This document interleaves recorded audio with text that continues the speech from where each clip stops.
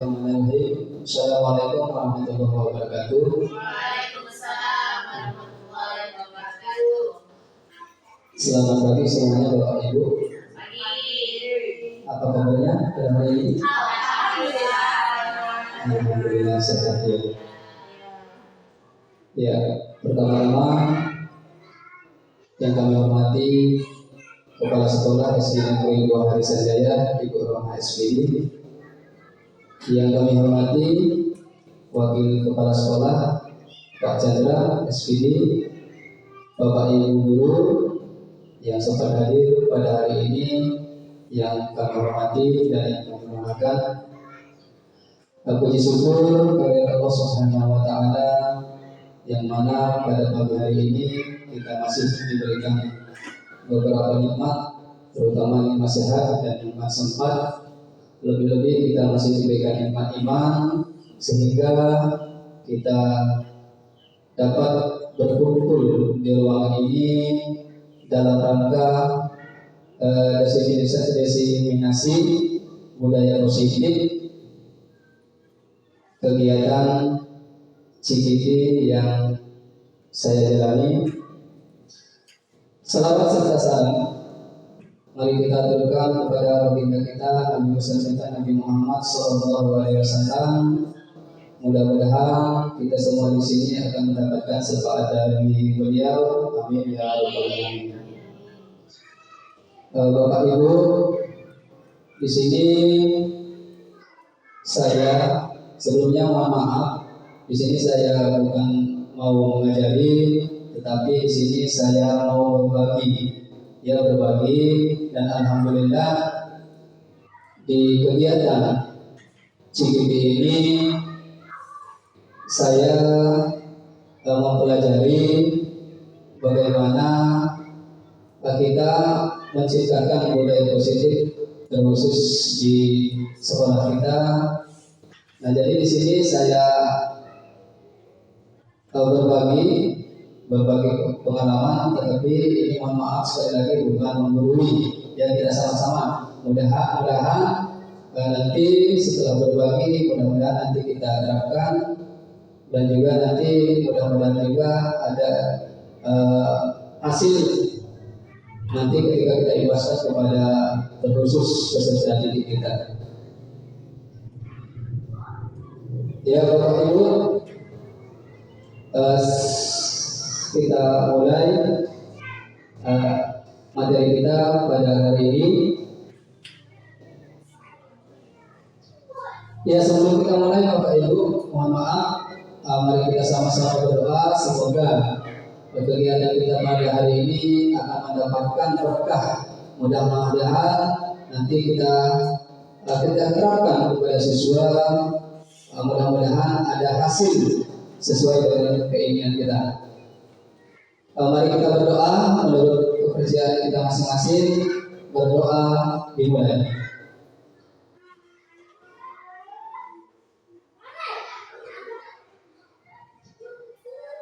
Selesai. Langsung saja Bapak Ibu, ya kita masuk ke materi. Di sini materi pada hari ini yaitu diseminasi budaya positif. Bapak Ibu, sebelum kita lanjut ke materi, di sini saya menawarkan ada dua kesepakatan, yang harus kita sepakati sama-sama ketika pelaksanaan diseminasi ini. Yang pertama di situ Bapak Ibu itu ada tanda telapak tangan, itu artinya ketika nanti Bapak Ibu ingin bertanya atau memberikan masukan boleh nanti angkat tangan, ya. Kemudian yang kedua itu ada buku dengan pena Bapak Ibu. Jadi buku dengan pena itu artinya Bapak Ibu boleh kira-kira yang ingin mau dicatat silakan dicatat Bapak Ibu, ya. Itu barangkali mungkin ada tambahan kesepakatan kita. Kalau tidak ada lagi barangkali cukup ya. Kita lanjut. Jadi materi kita tadi diseminasi budaya positif Bapak Ibu. Nah, di sini ada beberapa tujuan dari materi. Yang pertama yaitu memahami konsep pendidikan menurut Ki Hajar Dewantara dihubungkan dengan konsep budaya dan lingkungan positif di sekolah yang berpihak pada murid. Itu ya Bapak Ibu. Jadi sesuai dengan pemikiran Ki Hajar Dewantara bahwa kita sebagai guru itu harus berpihak pada murid. Ya.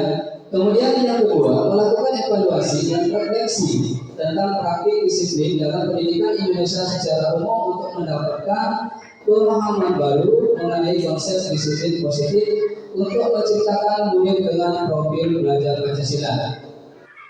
Yang ketiga, memahami peran sebagai guru untuk membangun budaya positif dengan menerapkan konsep disiplin positif dalam berinteraksi dengan murid.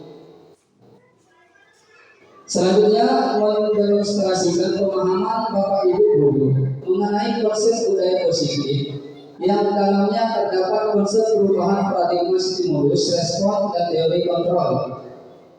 3 teori perilaku manusia, kemudian motivasi internal dan eksternal, dan keyakinan kelas. Kemudian 5 kebutuhan dasar manusia, 5 posisi kontrol guru dan segitiga restitusi. Selanjutnya menerapkan strategi disiplin positif yang memerdekakan murid untuk menciptakan ekosistem sekolah aman dan berpihak pada anak atau berpihak pada murid.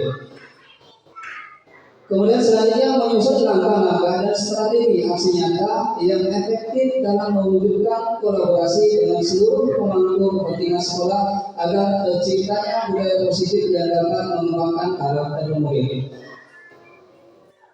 Bersikap reflektif dan kritis terhadap budaya di sekolah dan senantiasa mengembangkan sesuai kebutuhan sosial dan murid. Ya, jadi Bapak Ibu itu, nah di sini ada pertanyaan pemantik Bapak Ibu, ya. Nanti silakan Bapak Ibu sampaikan menurut pendapat Bapak Ibu, ya. Di sini ada pertanyaan pemantik, ya. Jadi nanti disesuaikan menurut keyakinan Bapak Ibu, ya, dari beberapa pertanyaan. Di sini yang pertama, hukuman yang tidak menyenangkan dapat mendisiplinkan anak. Nah, bagaimana Bapak Ibu? Apa menurut Bapak Ibu hukuman yang tidak menyenangkan dapat mendisiplinkan anak? Kira-kira kita memberikan hukuman pada anak yang tidak menyenangkan, apakah itu bisa dikatakan bisa mendisiplinkan anak maksudnya? Kira-kira? Tidak menyenangkan. Iya, untuk anaknya maksudnya. Iya, untuk anaknya. Kira-kira menurut Bapak Ibu di situ bisa dapat mendisiplinkan anak atau tidak? Kita beri hukuman yang tidak menyenangkan Bagi anaknya. Iya, bagi anak-anak. Iya, Bulia apa Bulia? Kalau menurut saya, hukuman yang tidak menyenangkan itu tidak sepenuhnya dapat mendisiplinkan anak. Iya. Karena apa? Efeknya nanti anak menjadi jerah, dia Iya. hidupnya takut. Iya, benar Bu. Iya, oke. Ya, terima kasih Bulia. Kemudian yang kedua, pemberian hukuman dengan hasil positif dapat meningkatkan disiplin anak. Nah, ini yang kedua, pemberian hukuman dengan hal positif dapat meningkatkan disiplin anak. Kira-kira setuju tidak Bapak Ibu? Setuju ya? Iya, lanjut. 3, membuat anak merasa bersalah dapat mengubah perilaku anak menjadi lebih baik. Nah, Bapak Ibu setuju tidak? Setuju ya? Oke, setuju. Kemudian yang keempat, memberi penghargaan dapat meningkatkan motivasi belajar anak. Setuju? Oke, Bapak Ibu ya. Dari pertanyaan pemantik ini nanti lebih jelasnya ada slide berikutnya Bapak Ibu. Ya, nanti kita lihat dari pemahamannya. Di sini Bapak Ibu, lingkungan yang aman dan nyaman berbasis disiplin positif di sekolah akan berdampak secara maksimal pada perkembangan dan pembentukan karakter peserta didik. Di situ ada sekolah yang kita cita-citakan Bapak Ibu. Ya, Ada di situ pembelajaran yang berpihak pada murid. Kemudian kepemimpinan untuk perbaikan layanan berkelanjutan. Ya, oke kita lanjut. Nah di sini ada topik dalam diseminasi budaya positif. Yang pertama, perubahan paradigma belajar, disiplin positif dan nilai-nilai kebajikan universal. Kemudian yang kedua, teori motivasi, hukuman dan penghargaan restitusi. Yang ketiga, keyakinan kelas. 4, kebutuhan dasar manusia dan dunia berkualitas. 5, restitusi 5 posisi kontrol. Kemudian 6, restitusi segitiga restitusi. Jadi Bapak Ibu, ya ini materi kita pada hari ini ada 6 itu Bapak Ibu. Ya kita lanjut. Pembelajaran 1. Perubahan paradigma belajar disiplin positif dan nilai-nilai kebajikan universal. Nah di sini ada Bapak Ibu. Perubahan paradigma teori kontrol ya, ilusi kontrol. Yang pertama, ilusi guru mengontrol murid. Kemudian ilusi bahwa kritik dan membuat orang merasa bersalah dapat menguatkan karakter. Kemudian ilusi bahwa semua penguatan positif, efektif dan bermanfaat. Yang keempat, ilusi bahwa orang dewasa memiliki hak untuk memaksa.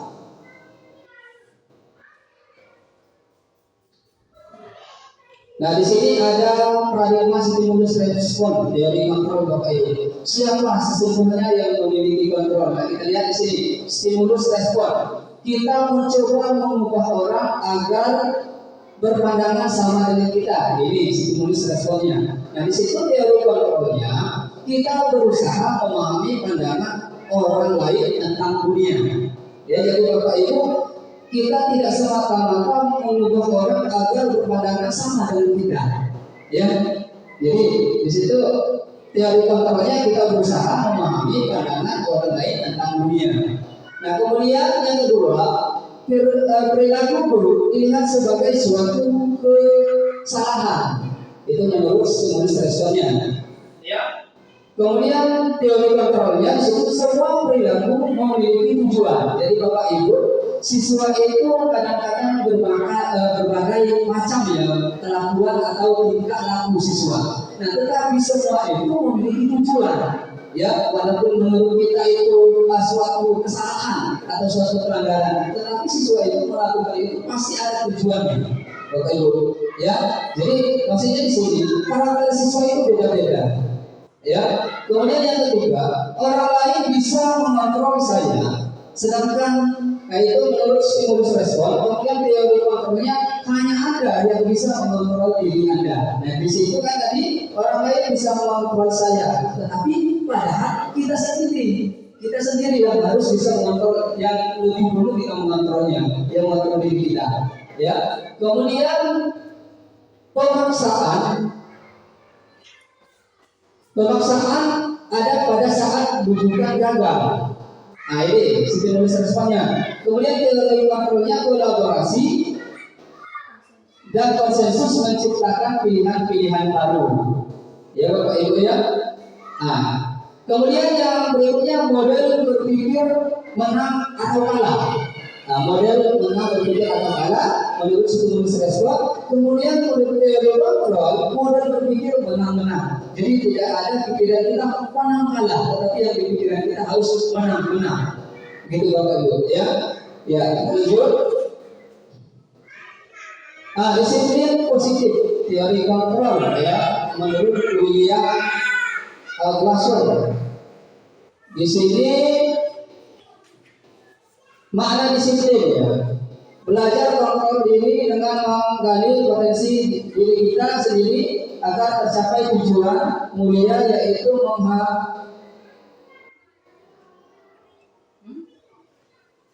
seorang yang diri kita ingin berdasarkan nilai-nilai yang diri kita hargai. Itu teori motivasinya untuk menghindari hukuman, ya, untuk mendapatkan imbalan, kemudian tiga untuk menghargai diri sendiri, Bapak Ibu. Ya, nah untuk menghargai diri sendiri itu ada nilai kebajikan, ya, kebajikan universal. Ya, di sini kita melakukan keyakinan kelas, ya, terutama di dalam kelas, dan juga kita sebagai guru bukan guru tetapi tidak sebagai wali kelas, kita punya keyakinan sama ya. Jadi semua guru itu punya keyakinan itu bisa saja sebenarnya ibu, kalau dulu bahasa keyakinan itu sebagai aturan kita sebagai guru, aturan kepada siswa. Tetapi itu kata-kata positifnya itu bukan aturan, tetapi kita buat sebagai keyakinan kelas atau kesepakatan kelas. Ya, oke, 5 posisi kontrol, 1 penghukum. Nah, di situ penghukum, kemudian pembuat rasa bersalah, 3 teman, kemudian pemantau, dan 5 manajer. Nah, kemudian selanjutnya 5 kebutuhan dasar manusia bertahan hidup, kemudian penguasaan kekuasaan, kasih sayang merasa diterima, 4 kesenangan dan kebebasan 5-nya. Kita lanjut. Nah, di sini apakah makna disiplin Bapak Ibu? Di sini iya Bapak Ibu, sebelum lanjut, kira-kira menurut pendapat Bapak Ibu itu disiplin itu apa Bapak Ibu? Apa disiplin? Boleh angkat tangan? Ya, kita sama-sama ya Bapak Ibu ya. Kita sama-sama kita berbagi di sini. Ya, apa disiplin? Ya, aturan. Iya, aturan Bapak Ibu ya. Ya, selama ini Bapak Ibu, disiplin memang kita artikan sebagai aturan Bapak Ibu ya. Ya, nah di sini disiplin itu dalam bahasa Latinnya itu disiplina ya, artinya belajar di sini Bapak Ibu. Makna asal dari kata ini berkonotasi dengan disiplin diri dari murid-murid, ya. Kemudian disiplin diri membuat orang menggali potensinya menuju sebuah tujuan. Ya Bapak Ibu, jadi disiplin itu memang kalau kita dulu selama ini kita pandangan kita, pemikiran kita bahwa itu sebagai aturan Bapak Ibu ya.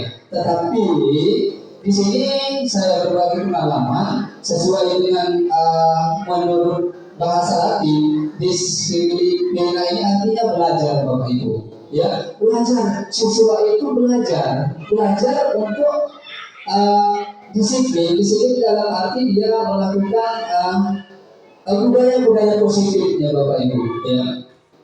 Kita lanjut, namun dalam budaya kita, makna kata disiplin telah berubah menjadi sesuatu yang dilakukan seorang pada orang lain. Menghubungkan kata disiplin dengan ketidaknyamanan, bukan dengan apa yang kita hargai atau pencapaian suatu tujuan mulia. Ya, di situ kata disiplin dengan ketidaknyamanan, bukan dengan apa yang kita hargai, ya, atau pencapaian suatu tujuan mulia. Ya, kita lanjut. Ya, nilai-nilai kebajikan universal. Nilai-nilai kebajikan adalah sifat-sifat positif manusia yang merupakan tujuan mulia yang ingin dicapai setiap individu. Nilai-nilai tersebut bersifat universal dan lintas bahasa, suku, bangsa, agama maupun latar belakang. Jadi Bapak Ibu, nilai-nilai kebajikan itu ya merupakan tujuan mulia yang ingin dicapai setiap individu ya, tidak memandang suku ya, atau memandang agama ataupun memandang latar belakangnya Bapak Ibu. Nah, di situ yang pertama, setiap perilaku perbuatan memiliki suatu tujuan. Kemudian yang kedua, dengan mengaitkan nilai-nilai kebajikan yang ini seorang, maka motivasi intrinsik akan terbangun sehingga menggerakkan motivasi dari dalam untuk dapat mencapai tujuan mulia yang diinginkan. Yang ketiga, nilai-nilai kebajikan ingin dicapai oleh setiap anak Indonesia. Kita kenal dengan profil belajar Pancasila ya Bapak Ibu ya. Kita tahu sama-sama bahwa ada 5 nilai profil Pancasila Bapak Ibu ya. Yang pertama, beriman bertakwa kepada Tuhan Yang Maha Esa, berakhlak mulia. Yang kedua, mandiri. Kemudian bernalar kritis. Kemudian berkebijakan global. Yang kelima, bergotong royong. Yang keenam, kreatif. Ya, jadi 6 ya. Ya. Lanjut. Kemudian Bapak Ibu, pembelajaran yang kedua ya, kita masuk yang kedua, teori motivasi, hukuman dan penghargaan. Kemudian restitusi. Jadi pembelajaran yang kedua, nah di sini Bapak Ibu ya kembali kita sama-sama ya.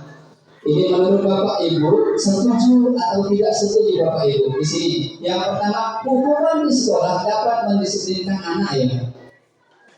Tadi ya, setuju ya? Hukuman di sekolah dapat mendisiplinkan anak. Kemudian yang kedua, pemberian hukuman dengan hal positif seperti membaca atau membersihkan halaman sekolah dapat meningkatkan disiplin anak. Setuju tidak Bapak Ibu? Mau pemberian hukuman dengan hal positif seperti membaca atau membersihkan halaman sekolah dapat meningkatkan disiplin anak. Setuju tidak? Setuju ya? Oke. Lanjut yang ketiga, memberi penghargaan dapat meningkatkan motivasi belajar anak. Memberi penghargaan, memberikan hadiah atau memberikan apresiasi, apakah dapat meningkatkan motivasi belajar anak menurut Bapak Ibu? Kira-kira? Setuju? Oke, setuju. Kemudian yang keempat, membuat anak merasa bersalah, memberi dampak lebih ringan dibanding menghukum. Membuat anak merasa bersalah. Ya, apakah memberi dampak lebih ringan dibanding menghukum? Ya, setuju Ibu, Bapak Ibu? Oke ya, nanti kita lihat untuk selanjutnya Bapak Ibu. Di sini teori motivasi perilaku manusia. Yang pertama, untuk menghindari ketidaknyamanan, hukuman. Apa yang akan terjadi apabila saya tidak melakukan? Nah ini Bapak Ibu, untuk menghindari ketidaknyamanan atau hukuman ya. Ini teori motivasi ini perilaku manusia. Jadi tergantung peserta didik itu Bapak Ibu ada motivasi yang pertama motivasi eksternal, ada yang kedua motivasi internal. Ya, jadi yang pertama untuk menghindari ketidaknyamanan Bapak Ibu atau hukuman. Nah itu merupakan apa? Menurut Bapak Ibu motivasi apa di situ Bapak Ibu untuk menghindari ketidaknyamanan atau hukuman? Eksternal, karena itu dari luar. Jadi siswa itu menghindari, misalnya siswa itu melakukan sesuatu karena dia takut kena hukuman Bapak Ibu dari gurunya. Ya, sehingga motivasi itu diberikan dari luar, dari kita sebagai guru. Ya, makanya di situ digunakan adalah motivasi eksternal Bapak Ibu. Kemudian yang kedua, untuk mendapatkan imbalan dari orang lain. Nah, sama ini. Siswa itu misalnya dia rajin belajar, ya, karena dia mempunyai harapan di situ mungkin dari guru ada imbalan ya, ada imbalan seperti itu Bapak Ibu ya, hadiah. Nah, kira-kira di situ termasuk adalah motivasi eksternal atau internal Bapak Ibu? Eksternal ya, sama ya, itu karena dorongan dari orang lain Bapak Ibu, bukan dari hati ya, bukan dari hatinya. Makanya kita katakan dari luar, eksternal. Kemudian yang ketiga, untuk menghargai diri sendiri. Saya akan menjadi orang seperti apa bila saya melakukannya. Nah, itu timbul dari diri dari siswa Bapak Ibu ya, kesadaran diri ya, tidak dipaksa atau tidak ada imbalan atau keinginan, dia hanya memberikan dirinya sendiri mau jadi seperti apa ya ketika saya melakukan itu. Jadi dari hatinya Bapak Ibu, itu termasuk ke dalam motivasi internal, berarti dari dalam dirinya Bapak Ibu ya. Kita lanjut. Nah di sini Bapak Ibu, di sini ada Ki Hajar Dewantara ya Bapak Ibu, pasti kita kenal sebagai guru, sebagai pendidik, pasti kita kenal Ki Hajar Dewantara ya. Ki Hajar Dewantara ini merupakan bapak pendidikan ya. Nah menurut Ki Hajar Dewantara ya, merdeka itu artinya tidak hanya terlepas dari perintah, akan tetapi juga cakap buat memerintah diri sendiri. Ya Bapak Ibu, ya merdeka menurut Ki Hajar Dewantara itu tidak terlepas dari namanya perintah, tetapi juga cakap buat memerintah diri sendiri. Artinya kita mulai dari diri kita dulu Bapak Ibu, baru kita bisa memerintah orang lain. Itu maksudnya Bapak Ibu ya. Iya, berarti dari kita diri dulu. Ya, kita mempunyai kesadaran diri dulu, baru kita memerintah. Sebagai contoh Bapak Ibu ya, kita misalnya menyuruh siswa, kita suruh siswa itu, sedangkan kita pulang kita bisa menanamkan pada diri kita. Artinya, menurut Ki Hajar Dewantara ini, kita dulu kita tanamkan, baru kita tanamkan pada siswa. Ya, oke lanjut. Dihukum oleh penghargaan Bapak Ibu, bahwa penghargaan berlaku sama dengan hukuman, dalam arti meminta atau membujuk seorang melakukan sesuatu untuk memenuhi suatu tujuan tertentu dari orang yang meminta atau membujuk. Dorongannya eksternal dan akan ada faktor ketergantungan. Beberapa dampak dari pemberian penghargaan dihukum oleh penghargaan Bapak Ibu ya. Nah di sini dihukum oleh penghargaan di sini seperti yang tadi sudah disampaikan Bapak Ibu ya. Siswa itu mendapatkan hadiah, ya sehingga dia akan akan terbebani karena dia mendapatkan penghargaan, dia menjadi hukuman bagi dia.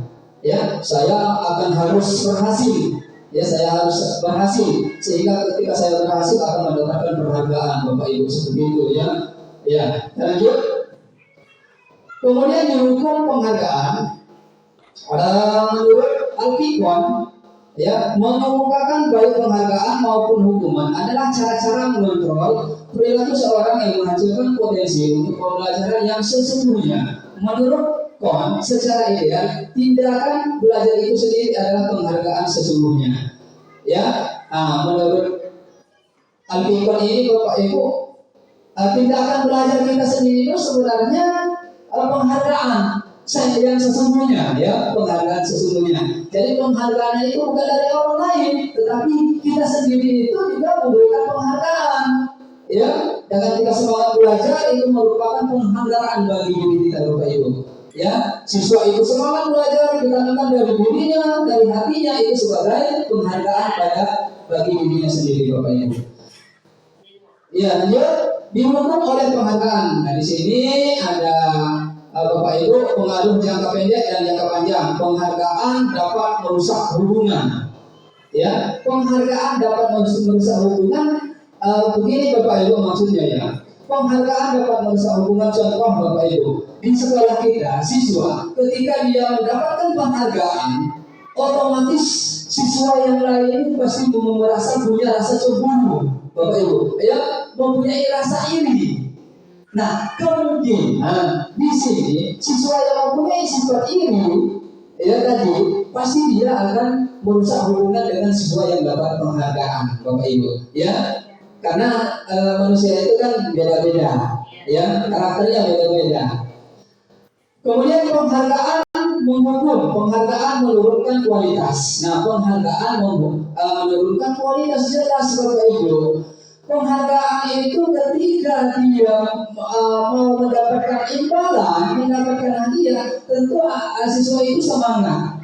Ya, semangat. Ketika tidak ada lagi penghargaan, maka kualitasnya akan menurun Bapak Ibu. Ya, makanya di situ penghargaan menurunkan kualitas siswa. Artinya dengan iming-iming dia rajin Bapak Ibu. Ketika tidak ada penghargaan, harapan atau imbalan iming-iming dari kita sebagai guru, maka dia kualitasnya akan menurun. Ya. Kemudian penghargaan mengurangi ketepatan, penghargaan mematikan kreativitas. Ya, sama yang tadi Bapak Ibu. Kalau siswa itu kualitasnya menurun, pasti dia kreativitasnya juga pasti menurun Bapak Ibu. Ya, karena tidak ada penghargaan. Lanjut, penghargaan tidak efektif. Penghargaan mengurangi motivasi intrinsik. Benar tadi kan, penghargaan merupakan motivasi eksternal. Otomatis dia mengurangi motivasi dari dalam dirinya atau motivasi intrinsik Bapak Ibu. Ya, lanjut. Bentuk program kebajikan apresiasi. Dalam memberikan apresiasi, pengakuan perlu diingat beberapa hal Bapak Ibu. Yang pertama, beri pengakuan secara khusus. Jadi Bapak Ibu, kita memberikan pengakuan itu, ya apresiasi, kalau bisa kita hindari di depan teman-temannya yang tadi yang tidak dapat penghargaan tadi ya, pasti takutnya ada kecemburuan sosial. Kemudian beri pengakuan secara pribadi, ya pribadi kepada si anak yang harus diberi penghargaan, cukup dengan dia sendiri, ya yang melihat atau menyaksikan. Kemudian beri pengakuan kepada semua murid bergantian. Nah, ini Bapak Ibu ya. Ini siswa di dalam kelas itu walaupun dia mempunyai kelebihan sedikit, tetap kita harus beri apresiasi Bapak Ibu. Kita gilirkan apresiasi, kita lihat sedikit apapun keberhasilan siswa kita beri apresiasi. Ya, jadi kita sebagai guru itu sama, di dalam kelas itu sama, kita berikan semuanya apresiasi. Ketika sebagai contoh mereka mengambil sampah saja dari makanan yang mereka makan, mereka langsung buang di kotak sampah, itu kita beri apresiasi Bapak Ibu. Ya, kemudian beri pengakuan secara konsisten, ya kita beri pengakuan secara konsisten Bapak Ibu. Ya, kemudian fokus pada proses. Fokus kita lihat proses siswanya. Ya, lanjut. Contoh pengakuan apresiasi kebajikan. Pembuka di sini ya. Kemudian nilai kebajikan situasi. Yang pertama, kemarin saya perhatikan. Nah ini pembuka ya. Itu ada kata kemarin saya perhatikan. Nilai kebajikan. Rasa empatimu besar sekali. Nah, situasi pada saat menolong murid baru di kelas kita. Ya. Kemudian yang kedua, saya menghargai kepedulianmu pada saat kamu membantu teman-temanmu di tugas kelompok. Ya, ini contoh kalimat pengakuan Bapak Ibu ya. Kemudian terima kasih untuk rasa tanggung jawabmu pada saat kamu mau memungut kertas yang berserakan di lantai. Ya, lanjut. Perbedaan hukuman dan konsekuensi. Ya, Bapak Ibu. Hukuman dan konsekuensi, ya itu kita lihat di situ. Hukuman, sesuatu yang menyakitkan harus terjadi. Nah ini Bapak Ibu tadi dari awal kita tahu sebagai hukuman itu seperti apa. Sebagai contohnya tadi, ini hukuman, ya hukuman itu mempunyai nilai ya berbeda dengan konsekuensi. Yang pertama, sesuatu yang menyakitkan harus terjadi. Ya jelas Bapak Ibu, ketika kita memberikan hukuman pada siswa, pasti menyakitkan harus terjadi Bapak Ibu. Ya. Nah, kemudian konsekuensinya, sesuatu harus terjadi. Sesuatu harus terjadi. Kenapa? Hukuman itu Bapak Ibu, ya hukuman itu yang dilakukan adalah spontan yang kita lakukan. Ya, kesalahan-kesalahan yang mereka lakukan pada siswa, kita beri hukuman. Nah, kita lakukan kepada siswa itu spontan kita berikan. Nah, sedangkan konsekuensi itu adalah terencana Bapak Ibu. Ya, terencana. Ya, kita beri konsekuensi ketika dia tidak terlambat ke sekolah misalnya. Kita konsekuensinya apa, Bapak Ibu? Ya. Itu ya, jadi beda antara hukuman dan konsekuensi. Konsekuensi itu sudah sepakat dengan siswa. Iya, kesepakatan dengan siswa yang kita berikan. Bukan kita yang memberikan Bapak Ibu, tetapi sudah disepakati sama-sama dengan siswa. Jadi mereka itu melakukan itu semuanya dari benar, ini memang sudah konsekuensinya dengan Bapak Ibu. Ya, jadi ingat mereka. Ya, tetapi kalau hukuman itu pasti itu sesuatu yang menyakitkan, yang timbulnya ada mungkin perasaan dendamnya ada Bapak Ibu, rasa sakit hatinya ada pasti. Itu namanya hukuman. Ya. Kemudian anak membenci kedisiplinan, anak menghargai disiplin. Ya, kalau kita hukum anak tidak disiplin, barangkali Bapak Ibu satu dua yang nurut ya. Ketika dia tidak disiplin, kita beri hukuman. Barangkali mungkin walaupun prosesnya untuk berubah lama, tetapi ketika ada konsekuensi, mungkin mereka menghargai konsekuensinya apa. ketika tidak disiplin. Jadi ingat dengan aturan-aturan yang sudah disepakati. Kemudian mendorong anak menyakiti diri sendiri. Dia mendorong anak menyakiti diri sendiri. Ya jelas Bapak Ibu, kita memaksa anak harus lakukan itu, ya. Kita menyuruh anak lakukan itu, artinya mereka menyakiti dirinya sendiri. Nah, kemudian konsekuensinya mendorong anak agar mudah menyesuaikan diri, yang disesuaikan dengan konsekuensi.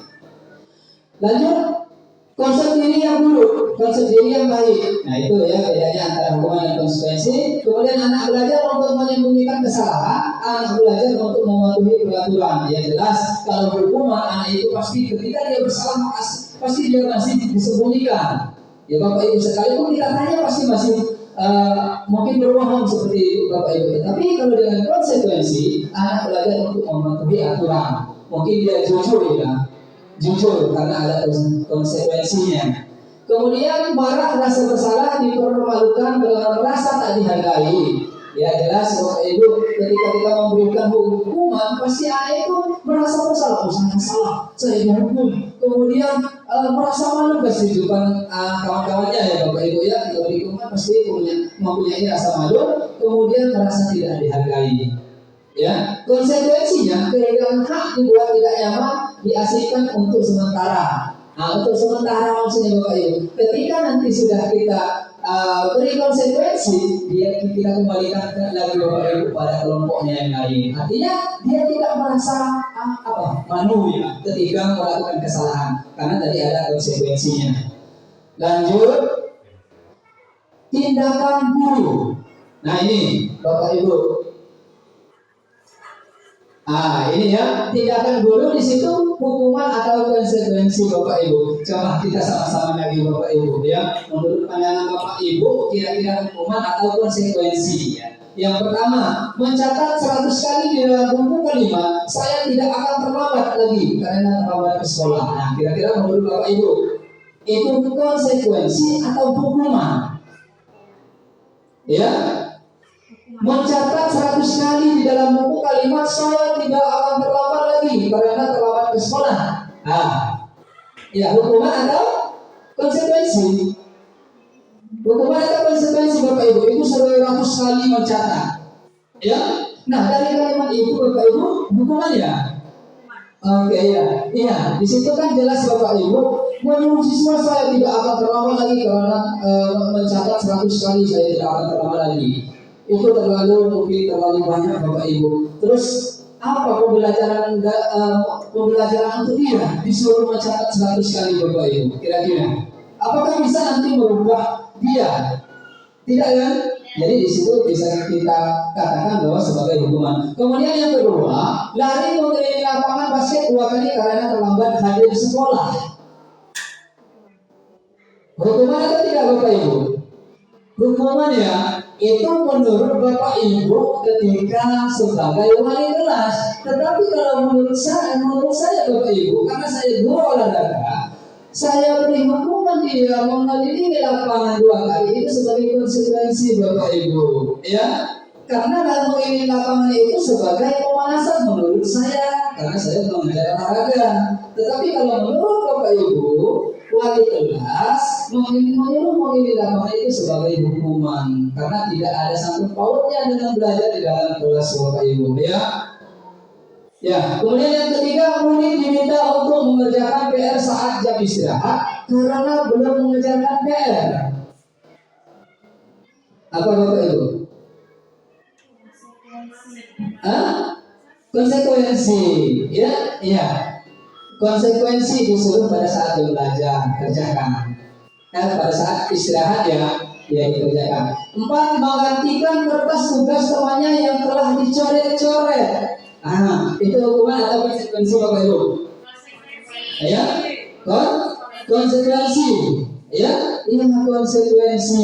Ya, itu karena dia melakukan kesalahan mencoret-coret, dia menggantikan guru. Ya, itu konsekuensinya. Kemudian membersihkan tumpahan air di meja tulis karena tersengkut pada saat belajar. Itu hukuman atau konsekuensi? Iya Bapak Ibu, itu konsekuensi. Kemudian meminta murid tidak mengenakan sepatu seharian di sekolah karena tidak mengenakan sepatu hitam.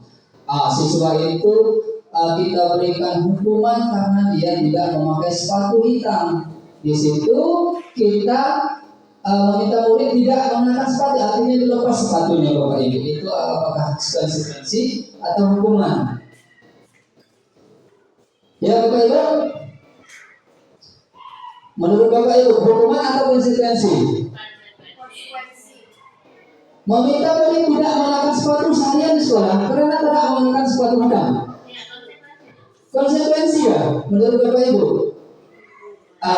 Kalau menurut saya itu sebagai hukuman Bapak Ibu. Ya, di sini kita berbagi ya Bapak Ibu ya. Itu disuruh siswa tidak memakai sepatu seharian, ya, sepatu seharian di sekolah, otomatis Bapak Ibu, siswa itu akan merasa malu. Ya pasti dia berdiam diri Bapak Ibu. Ya, berdiam diri, dia keluar saja barangkali tidak mau keluar dari kelas. Maka bisa dikatakan itu sebagai hukuman Bapak Ibu. Itu kan menyakitkan dia kan?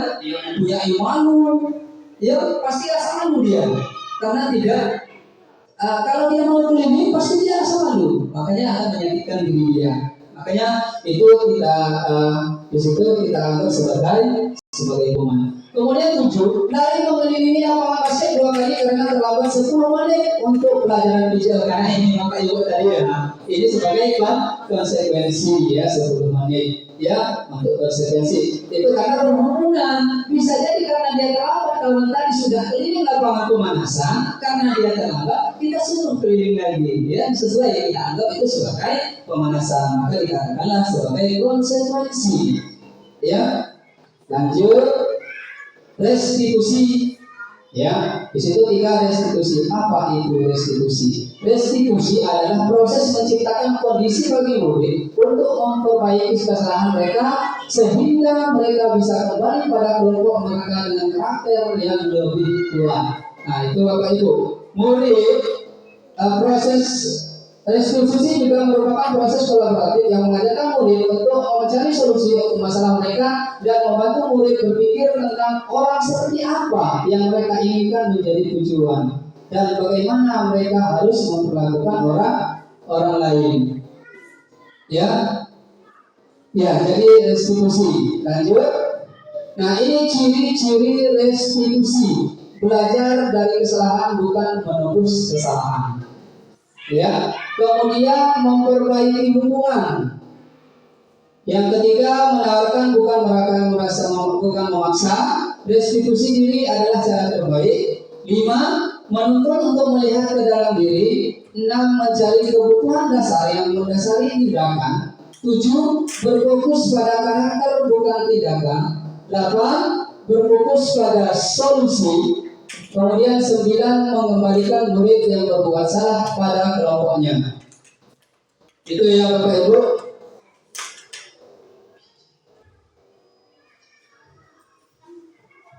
Ya. Jadi itu ada 9 ciri-ciri restitusi. Ya, kita lanjut.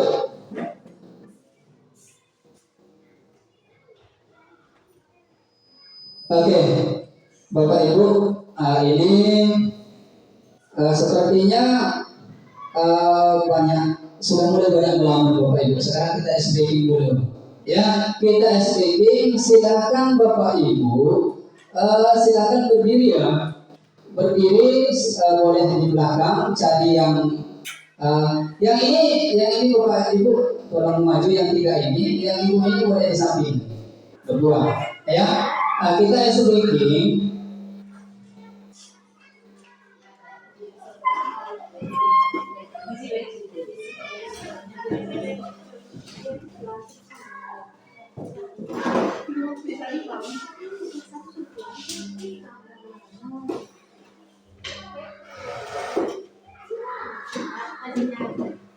Iya Bapak Ibu.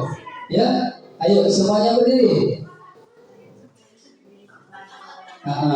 Boleh maju sini, boleh di sini. Bapak Ibu di sini Ibu lama sini, Ibu yang di sini. Ini sana. Oke. Jadi 3. Ya kita sama-sama Bapak Ibu ya.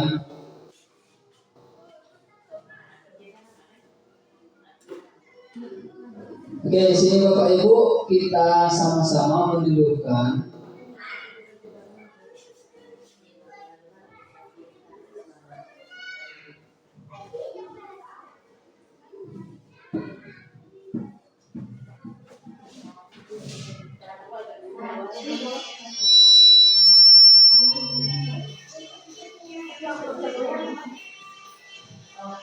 Kanan kiri jangan kiri.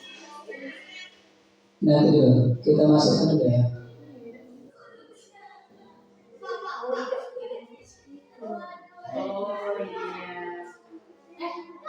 Jalan ke situ. Jangan.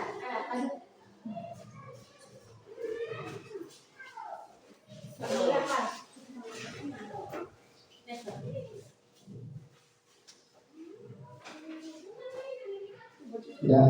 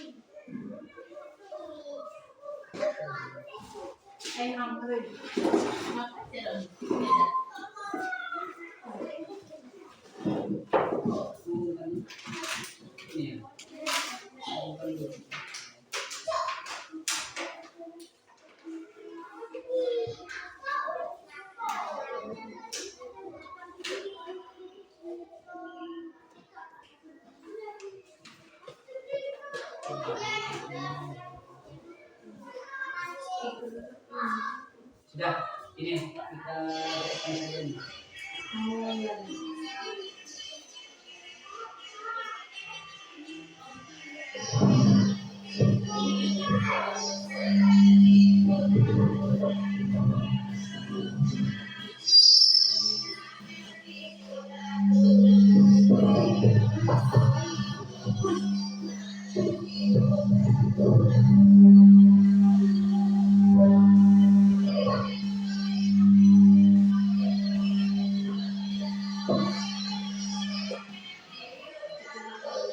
Oke, kita langsung saja.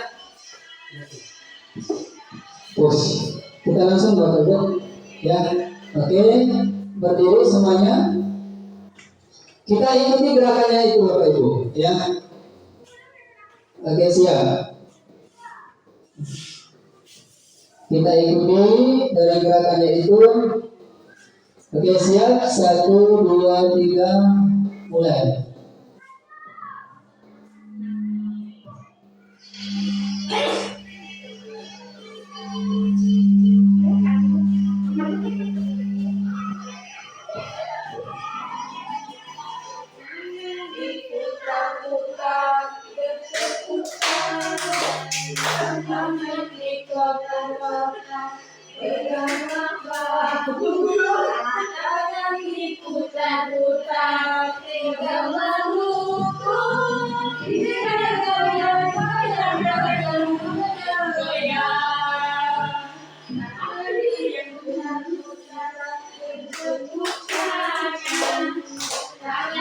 Putar-putar, peganglah bahu, tangan diputar-putar,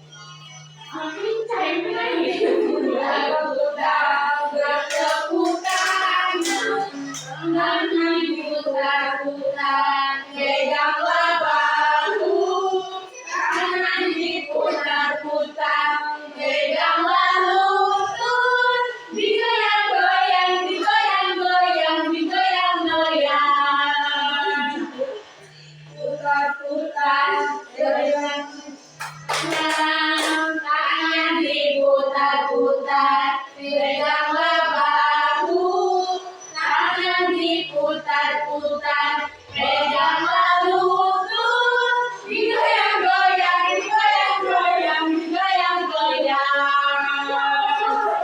Tangan diputar-putar. Ya, cukup ya Bapak Ibu.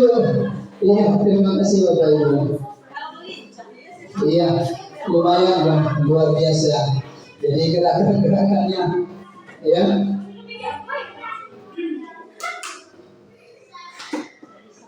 Ya, Bapak Ibu, bagaimana sedikit agak lebih semangat lagi ya Bapak Ibu ya, menggerakkan semua badannya. Ya Bapak Ibu, kita lanjut Bapak Ibu. Di sini ya kita lanjut materi kita Bapak Ibu. Identitas gagal ya. Tadi sudah ya, sesuatu yang menyakitkan harus terjadi. Ya, yang terakhir murid anak akan tersakiti. Murid kemudian konsekuensi. Murid anak dibuat tidak nyaman. Kemudian konsekuensinya murid anak mendapatkan penguatan. Ya, kita lanjut. Ciri-ciri restitusi ya. Sudah tadi kita lanjutkan restitusi itu apa? Ya. Sudah kita lanjut. Ini kita akan dulu.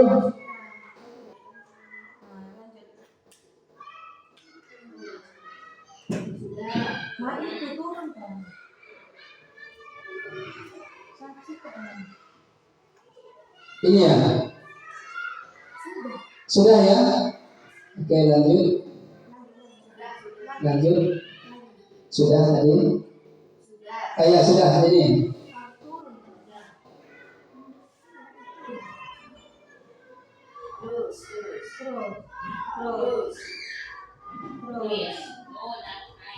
Apa dulu ini?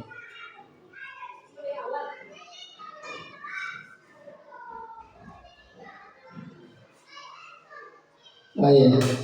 Ini ya tadi. Identitas gagal, kemudian identitas sukses ya.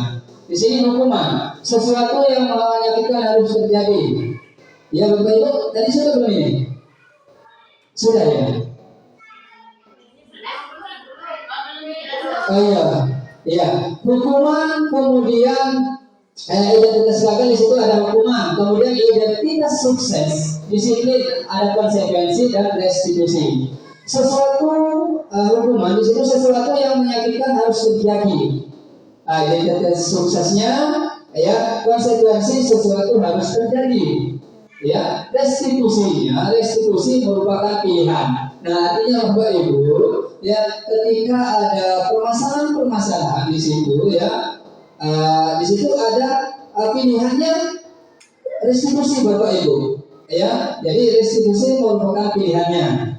Ya, kemudian tidak nyaman untuk murid atau anak untuk jangka waktu yang panjang. Di situ konsekuensi tidak nyaman untuk murid anak untuk jangka waktu pendek. Ya, menguatkan untuk murid anak-anak dalam jangka waktu panjang restitusinya. Ya, lanjut. Hukuman identitas gagalnya korban mendapatkan keadilan. Korban konsekuensi identitas suksesnya korban bisa diabaikan. Ya, kemudian restitusinya korban mendapatkan ganti. Yang terakhir, murid akan tersakiti. Identitas suksesnya, konsekuensinya murid anak dibuat tidak nyaman, kemudian murid anak mendapatkan penguatan. Ya, kita lanjut. Ciri-ciri restitusi. Kita lanjut Bapak Ibu ya, ke pembelajaran yang ketiga, keyakinan kelas Bapak Ibu. Nah ini Bapak Ibu ya, di sini kita tidak asing lagi sebagai guru, pasti dia sudah tahu, sudah memahami bagaimana keyakinan kelas ya.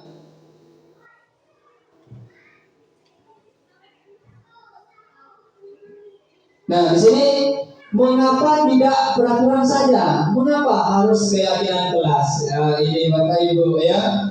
Peraturan kan dulu dulu memang kita bisa katakan sebagai peraturan Bapak Ibu. Tetapi kalau sekarang ini bukan peraturan, tetapi keyakinan kelas atau kesepakatan kelas. Jadi beda. Kalau dia aturan, berarti kita yang memberikan aturan pada siswa. Tetapi kalau keyakinan kelas itu dari siswanya sendiri. Apa yang diimpikan, ya? Apa yang ingin mereka, aturan-aturan apa yang mereka harus ikuti dari diri mereka masing-masing, bukan dari kita Bapak Ibu. Ya, disepakati sama-sama oleh siswa. Itu ya. Nah di sini, mengapa kita memiliki peraturan harus menggunakan helm bila mengendarai kendaraan roda 2? Ya, kemudian mengapa kita memiliki peraturan membuang sampah di tempatnya? Ya, kemudian mengapa kita memiliki peraturan harus datang tepat waktu pada saat mengikuti pelatihan? Nah, untuk mendukung motivasi intrinsik, kembalikan ke nilai-nilai keyakinan karena akan lebih menggerakkan seorang dibanding mengikuti serangkaian peraturan-peraturan. Ya, jadi dari nilai-nilai keyakinan itu, artinya nilai keyakinan itu timbulnya dari dalam diri siswa, atau disebut dengan nilai intrinsik atau motivasi intrinsik. Oke, lanjut peraturan. Di situ ada keyakinan kelas, di sampingnya nilai kebajikan yang dituju. Nah ini Bapak Ibu ya, maksud saya tadi keyakinan kelas itu kita berikan kepada siswa, keluarkan dari hati siswa apa yang harus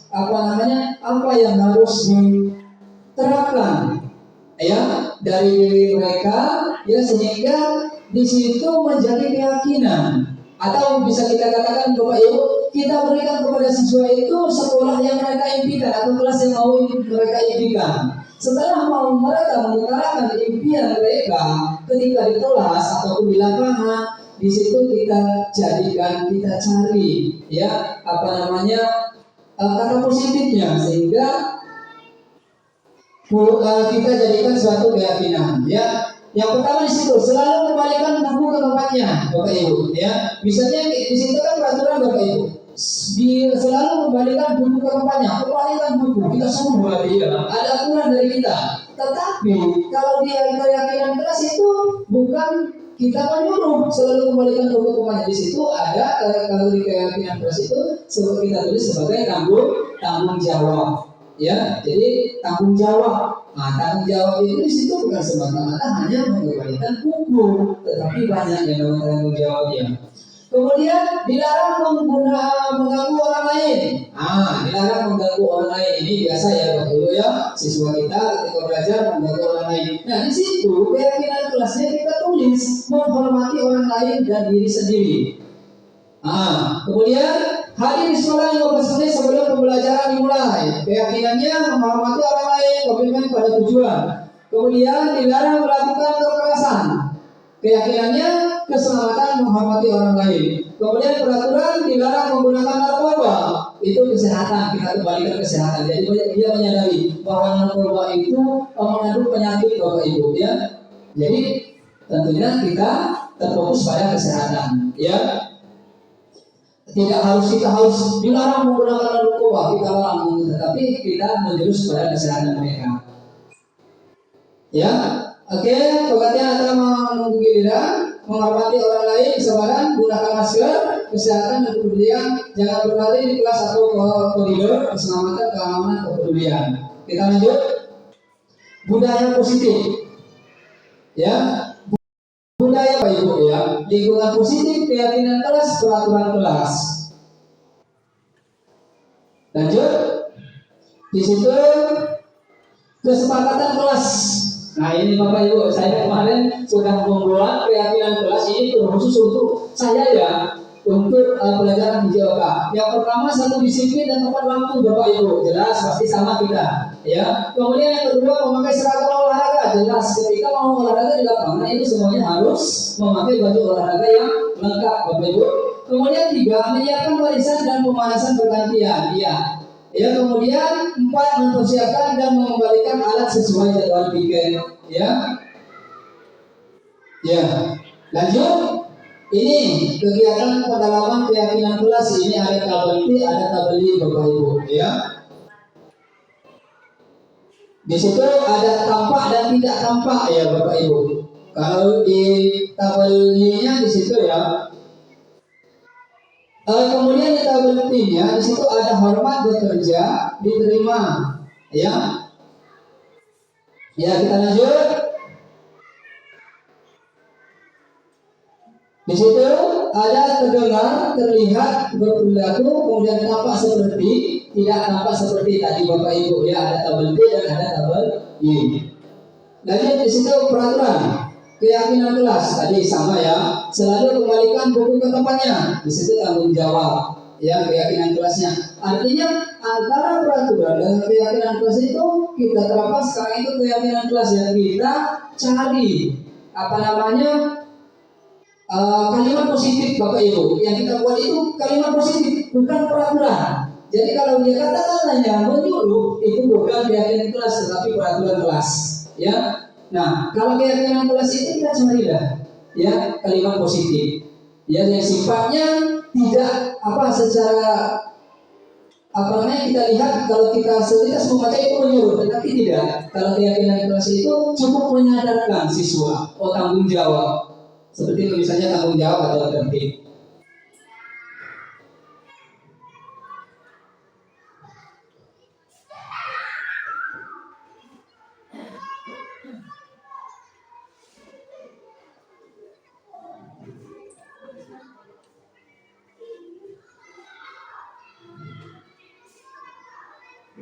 Ya, kita lihat dulu Bapak Ibu tentang keyakinan kelas ya.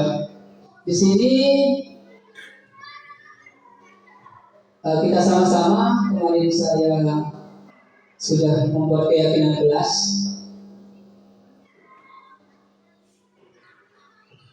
Kita lihat dulu.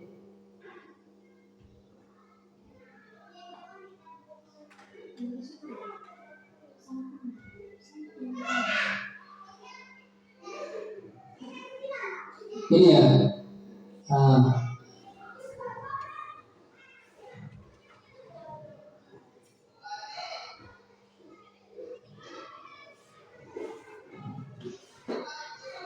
Ya Bapak Ibu ya. Ini mohon maaf kendala di speaker kita.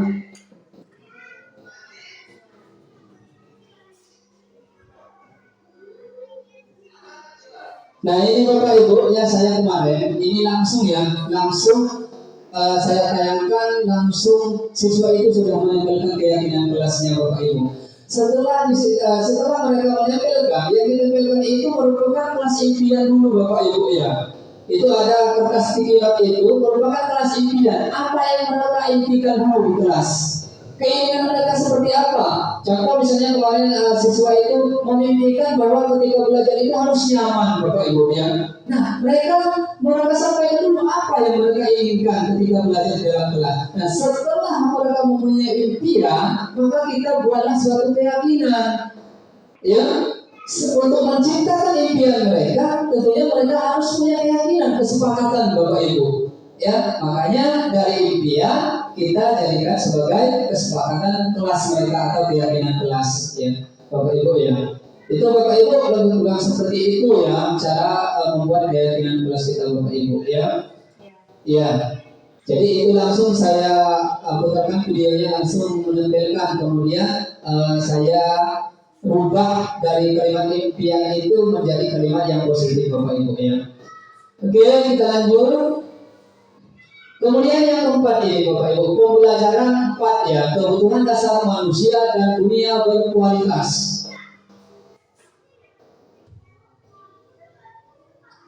Ya, kebutuhan dasar manusia Bapak Ibu. Yang pertama di sini bertahan hidup. Ya, bertahan hidup, kemudian kasih sayang dan rasa diterima, kemudian kesenangan, yang selanjutnya penguasaan dan kebebasan. Jadi Bapak Ibu ya, seluruh siswa, semua siswa itu mempunyai kebutuhan dasar manusia Bapak Ibu, terkhusus siswa kita. Itu yang pertama bertahan hidup. Ya, tentunya bertahan hidup itu termasuklah makan Bapak Ibu yang minum. Itu ya.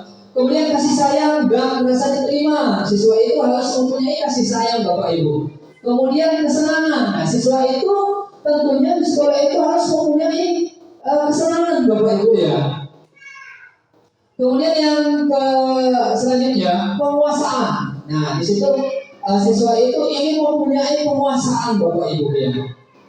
Kemudian kebebasan, jelas Bapak Ibu, siswa itu dia harus mempunyai kebebasan ya. Kebebasan dalam arti kita sebagai guru tentunya kita harus mengontrolnya juga Bapak Ibu ya.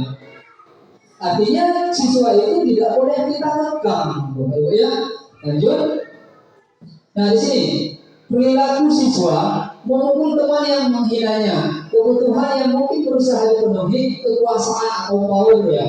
Jadi perilaku siswa, kebutuhan yang mungkin berusaha dipenuhi, memukul siswa yang menghinanya. Nah ini ada kekuasaan dia Bapak Ibu ya, karena dia memukul teman yang menghinanya. Pertanyaan pada siswa, apakah ada cara untuk memenuhi kebutuhan kekuasaan tanpa melakukan kekerasan? Nah itu Bapak Ibu, itulah yang tadi restitusi Bapak Ibu ya. Solusinya restitusi. Ya, siswa itu memukul teman yang menghinanya, bukan harus semata-mata dia mempunyai kekuasaan, harus dengan kekerasan, tetapi ada cara lain. Maka kita sebagai guru kita harus menanamkan atau menjalankan restitusi dengan siswa yang mempunyai permasalahan Bapak Ibu. Lanjut, kebutuhan yang mungkin berusaha dipenuhi, menyebarkan gosip tentang teman sekelas. Nah, cinta dan kasih sayang. Kalau saya menjelek-jelekan orang lain, mungkin ada orang yang akan suka sama saya. Nah, ada memang. Oh ini karena dia ingin siswa itu mungkin senang dengan orang itu sehingga dia menjelek-jelekan orang lain. Mungkin orang yang dijelek-jelekan itu orang yang disukainya suka dengan orang yang dijelek-jelekan. Ya, Bapak Ibu ya. Kemudian tentunya dengan adanya permasalahan ini kita kembali ke restitusi Bapak Ibu. Lanjut. Ini menjatuhkan teman saat teman sedang berjalan di lorong sekolah. Ini ya kebutuhan yang mungkin berusaha dipenuhi, senang hanya bercanda Bapak Ibu ya. Tetapi itu suatu permasalahan bagi siswa. Mungkin menurutnya bercanda, tetapi mungkin dia melukai Bapak Ibu sehingga menjadilah permasalahan. Nah ini kita solusinya berarti kita kembali ke restitusi, segitiga boleh Bapak Ibu. Oke lanjut. Ya, di sini dunia berkualitas. Tempat khusus dalam pikiran Anda, tempat Anda menyimpan gambaran. Ya, dunia berkualitas. Representasi dari semua yang Anda inginkan. Kemudian dunia berkualitas lebih unik dan personal. Kemudian untuk masuk ke dunia berkualitas syaratnya adalah bahwa sesuatu itu harus terasa sangat baik bagi Anda dan memenuhi setidaknya satu atau lebih kebutuhan dasar Anda. Mungkin murid kita juga mempunyai gambaran dunia berkualitas mereka. Jadi dunia berkualitas. Ya, jadi Bapak Ibu tadi materinya tentang restitusi ya. Kemudian kita lanjut. Terakhir ya, 5 posisi kontrol ya. Iya. Tadi belum ditayangkan Bapak Ibu ya, video restitusinya. Belum ya? Iya. Kita lanjut dulu di sini nanti 5 posisi kontrol.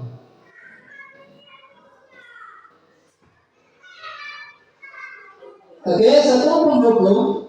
Jadi ada 5 Bapak Ibu ya, 5 posisi kontrol. 1 penghukum, 2 pembuat rasa bersalah, 3 teman, 4 pemantau, dan 5 manajer. Ya lanjut.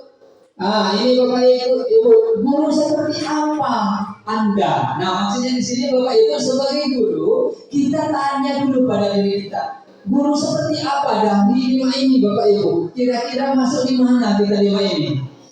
Dari 5 ini kira-kira kita sebagai guru masuk di mana Bapak Ibu? Ya. Iya, itu beda-beda. Dari guru masing-masing itu beda. Mungkin menurut Bapak Ibu, saya sebagai penghukum, yang ketika siswa itu mempunyai permasalahan, kita langsung hukum. Ya, berarti gurunya sebagai penghukum. Kemudian membuat rasa bersalah. Ini kamu nak, kalau tidak kamu lakukan ini pasti tidak terjadi. Misalnya seperti itu artinya membuat rasa bersalah siswa Bapak Ibu. Kemudian teman, itu kan anak, cobalah nak kerjakan tugasnya, ya. Lembut suaranya kalau sebagai teman itu. Kemudian memantau, nah selalu memantau siswa Bapak Ibu. Ya, kemudian manajer, nah ini manajer Bapak Ibu. Ya, sebagai manajer, kita sebagai manajer, ketika siswa itu mempunyai permasalahan-permasalahan, maka kita akan mencarikan, ya, membuat siswa itu mempunyai solusi, Bapak Ibu, ya. Itu sebagai manajer. Nah, itu dari Bapak Ibu semuanya itu tergantung daripada ibu masing-masing, ya. Tinggal di mananya. Lanjut. Kemudian lanjut ya, di situ pemantau tadi yang 5. Kemudian bergerak antara peraturan pemantau yang konsekuensi atau dia nilai-nilai manajer memperbaikinya. Oke, lanjut latihan. Nah ini di sini ini latihan Bapak Ibu. Ya, coba kita sama-sama Bapak Ibu ya. Ini menurut pendapat Bapak Ibu di sini. Pernyataan. 1. Saya kecewa sekali dengan kamu. Nah, menurut Bapak Ibu, siapa yang mengatakan di sini? Siapa yang mengatakan, maksudnya sebagai apa Bapak Ibu? Ketika guru itu mengatakan, saya kecewa sekali dengan kamu. Nah, menurut Bapak Ibu itu gurunya seperti apa? Sebagai apa? Saya kecewa. Maaf pada siswa, kita katakan, saya kecewa sekali dengan Muna. Nah, seperti itu Bapak Ibu. Nah, kita itu sebagai guru sebagai apa Bapak Ibu? Apakah hukum tadi sebagai teman atau sebagai manajer? Ya, kamu tidak pernah saya kecewa sekali dengan kamu. Apa ya? Membuat orang merasa bersalah Bapak Ibu tadi ya, membuat orang merasa bersalah. Ya, jadi anak itu merasa saya salah. Karena guru saya sudah mengatakan seperti ini, saya kecewa, gitu ya. Kemudian yang kedua, kamu tidak pernah benar melakukan ini. Nah, ini apa maksud? Apa? Maksud apa? Tadi apa? Hukuman penghukum berasa bersalah teman pemantau manajer.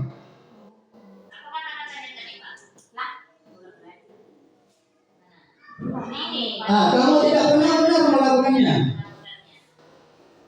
Berarti sebagai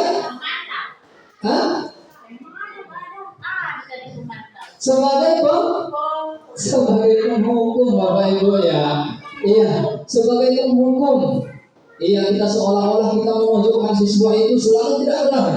Ya. Kemudian yang ketiga, ayolah lakukan demi ibu bapak. Nah ini maksudnya, ayolah nak lakukan demi bapak ibu. Apa sebagai apa? Sebagai teman. Ayolah nak, nanti saya dimarahi kepala sekolah masuklah nak jangan berkeliaran. Itu nanti saya dimarahi kepala sekolah. Itu sebagai teman. Ya, itu bahasanya halus. Kemudian bagaimana? Nah, adakah kamu mau mendapatkan stiker bintang hari ini? Ya. Apa? Sebagai pemantau. Nah, di sini kan, apakah kamu mau mendapat stiker? Ya, apakah kamu mau mendapatkan stiker? Ya. Oke, 5. Bagaimana kamu bisa menyelesaikan masalah ini? Apa? Manajer ya, berarti kita bisa menyelesaikan. Kemudian kamu selalu yang paling terakhir. Kamu selalu sebagai terakhir. Apa? Apa? Pemantau. Oke, ya menurut Bapak Ibu seperti itu. Oke, kita lanjut ya. Jadi kita sama-sama. Ya kita lanjut. Pembelajaran 6 segitiga restitusi ya. Lanjut, segitiga restitusi adalah suatu proses dialog yang dijalankan oleh guru agar dapat menghasilkan murid yang mandiri dan bertanggung jawab. Oke, segitiga restitusi.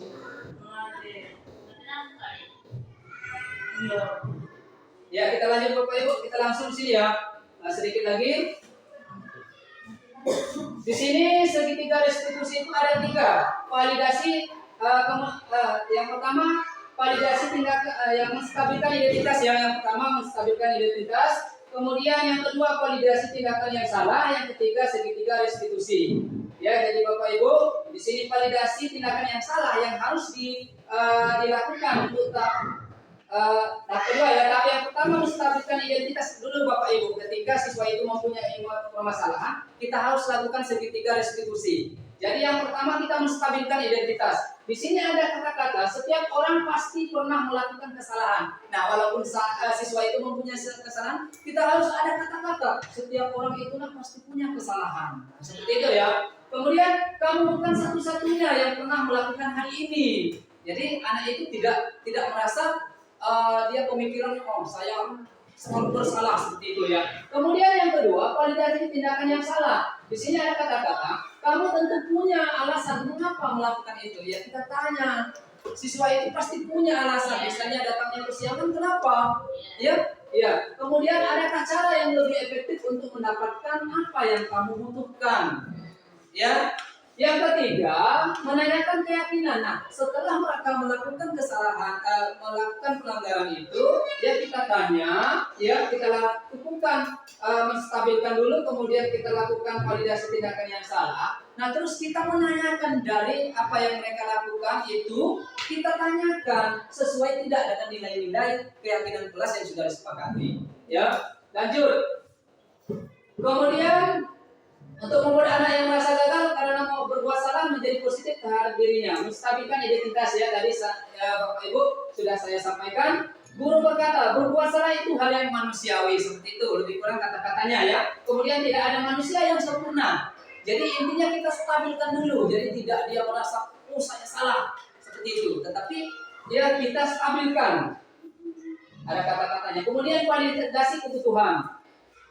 Guru berkata, kamu bisa saja akan melakukan yang lebih buruk. Nah, itu Bapak Ibu ya, contohnya misalnya anak itu terlambat ke sekolah ya. Terlambat ke sekolah, itu kita lakukan tindakan ya. Tindakan itu kamu bisa untung saja kamu hanya bisa terlambat sekolah ya. Terlambat datang sekolah. Untung saja kamu tidak sekolah sama sekali karena kesiangan. Ya, berarti masih ada harapan untuk siswa. Ya, jadi tidak memojokkan siswa ya. Lanjut, menanyakan keyakinan. Nah, setelah mereka kita berikan tindakan merasa bersalah tadi, kita berikan kepada mereka untuk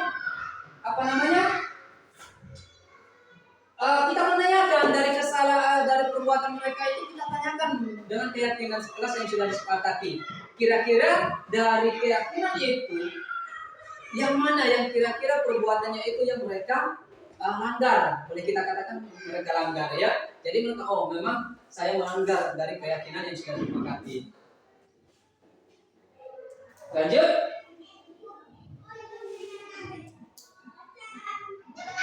Ya Bapak Ibu ya, di sini saya akan menayangkan. Itu lampu Pak.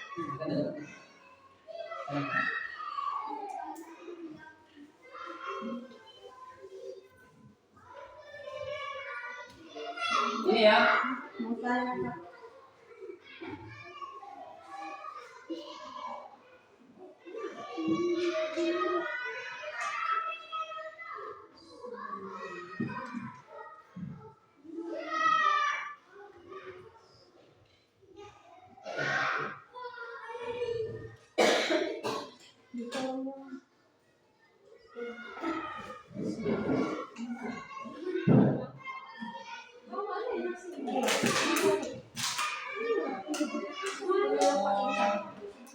Yang ini ya.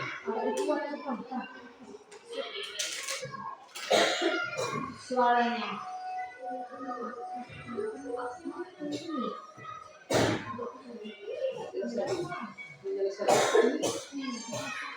Ya, jadi Bapak Ibu ini ya, ini segitiga restitusi yang saya sudah buat. Ya, kita sama-sama kita tonton di sini.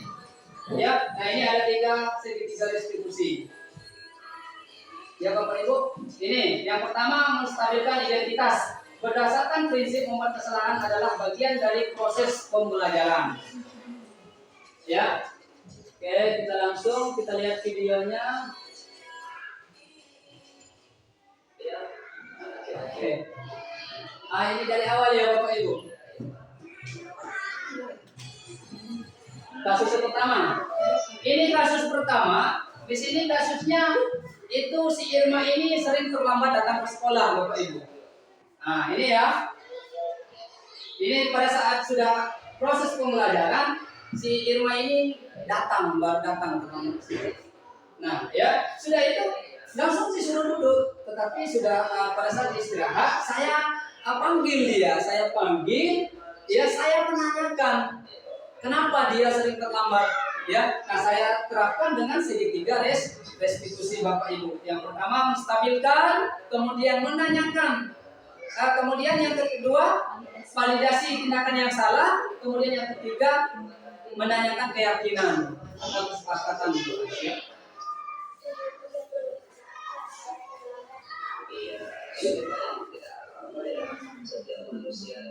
Nah ini menstabilkan identitas ya namanya ya.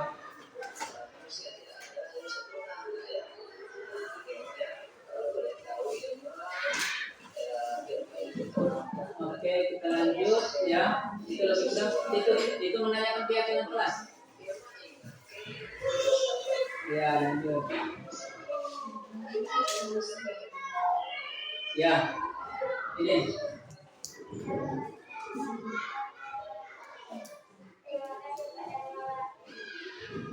Ini kasusnya yang kedua Bapak Ibu. Ya. Nah, ini kasus yang kedua. Ketika belajar di dalam kelas ada siswa sering makan jajan. Ini kita lihat ada tanda merah ini Bapak Ibu ya. Ya, ini si Juanda. Juanda pada saat belajar dengan saya, dia sambil makan. Yang lainnya sibuk menulis ya. Nah ini. Ya. Nah, Bapak Ibu ya, dia sambil makan. Ya, nah ini saya lakukan permasalahannya, ya, saya lakukan segitiga restitusi, ya, oke.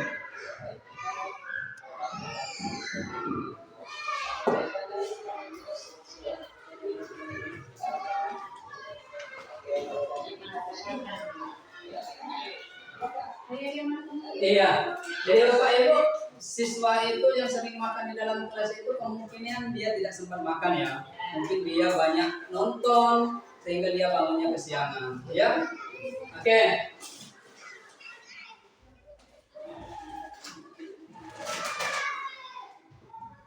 Ya Bapak Ibu, ya cukup, ya.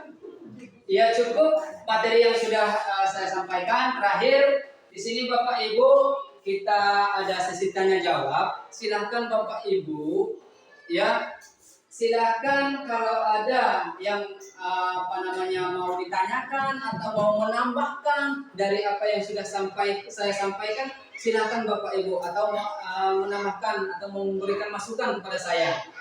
Ya, silakan Bapak Ibu. Cukup 2 saja barangkali ya. Ya.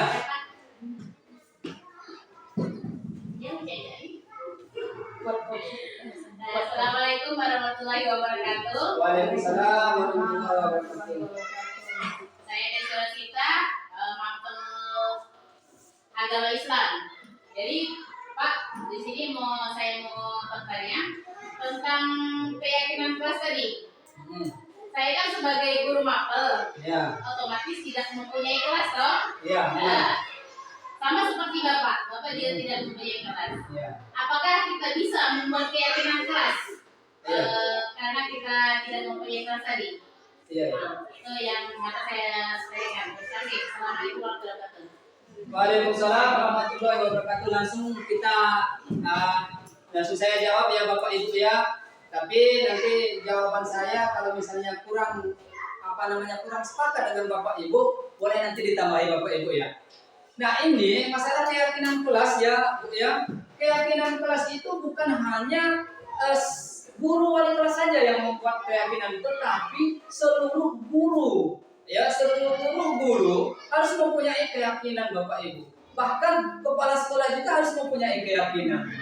Ya, harus membuat keyakinan. Ya, boleh kita katakan kalau kepala sekolah itu ada aturan dari kepala sekolah, tetapi aturan itu bisa kita lebih positifkan lagi. Kata-katanya kita menjadikan kesepakatan seperti itu Bapak Ibu. Jadi kembali tadi dari pertanyaan Ibu Desi, jadi Ibu Desi bukan hanya wali kelas, kan tadi saya sudah sampaikan bahwa semua guru termasuk kita guru mapel juga kita harus mempunyai kesepakatan atau keyakinan kelas itu ya Ibu Desi ya. Mungkin itu Ibu Desi. Bagaimana? Jelas. Oke, terima kasih ya Ibu Desi. Selanjutnya pertanyaan, mungkin ada yang tanyakan yang kedua, boleh bertanya, boleh memberikan masukan, ya, atau boleh menambahkan Bapak Ibu, ya, silakan. Oke.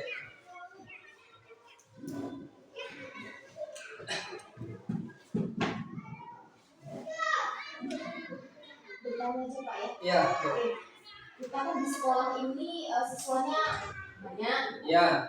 Jelas banyak karakter dari setiap anak. Pastinya setiap anak kan memiliki karakter masing-masing. Iya.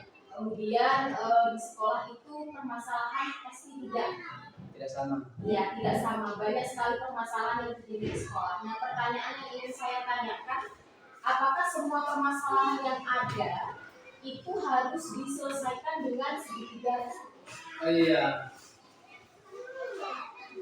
Oke Bapak Ibu ya, pertanyaan sungguh luar biasa ya, sungguh luar biasa karena setiap sekolah itu pasti kita sebagai guru itu mempunyai permasalahan pada siswa ya.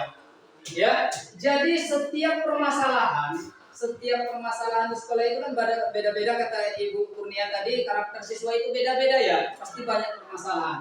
Nah, apakah setiap permasalahan itu harus diselesaikan dengan segitiga restitusi Bapak Ibu? Ya, tidak harus. Ibu Kurnia tidak harus diselesaikan dengan segitiga restitusi ya. Karena apa? Kita sebagai guru kita lihat dari permasalahannya, ya, disesuaikan dari permasalahannya. Kalau memang permasalahannya tidak harus kita restitusi, kita lakukan, ya tidak perlu. Ya, tetapi kalau memang perlu kita harus lakukan dengan segitiga restitusi atau restitusi, ya tentu kita gunakan seperti itu Bapak Ibu. Jadi tergantung dari permasalahannya Bapak Ibu ya. Itu. Ya. Oke, terima kasih Ibu ya. Bapak Ibu, mungkin cukup ya kegiatan kita pada hari ini. Terima kasih. Ya, terima kasih saya ucapkan atas kerjasamanya, atas masukan-masukannya. Mudah-mudahan Bapak Ibu, terkhusus kita di sekolah SD Negeri 2 Arisan Jaya, nanti kita semua akan menerapkan pada siswa, dan mudah-mudahan siswa kita juga akan menerapkan bagaimana yang namanya di sekolah itu siswa itu harus wajib melakukan budaya positif Bapak Ibu ya. Mudah-mudahan nanti kita semua guru yang ada di sekolah ini mulai kita terapkan Bapak Ibu ya. Terima kasih atas perhatiannya ya, terima kasih juga atas kerjasamanya ya. Mohon maaf Bapak Ibu apabila ada kesalahan ataupun kekurangan ya, baik kata ataupun kalimat yang saya sampaikan kurang berkenan dengan Bapak Ibu, saya ucapkan sekali lagi mohon maaf yang sebesar-besarnya. Terima kasih. Saya akhiri. Assalamualaikum warahmatullahi wabarakatuh.